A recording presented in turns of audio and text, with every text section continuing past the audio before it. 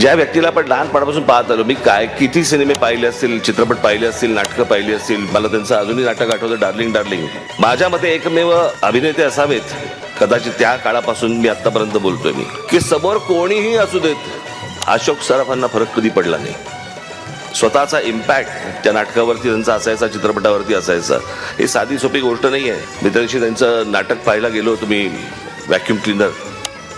मी त्या नाटकाला बसलो, अशोक सराफांची एंट्री झाली. त्यांची एंट्री झाल्यावरती त्या ऑडिटोरियम मधनं टाळ्यांचा कडकडाट झाला.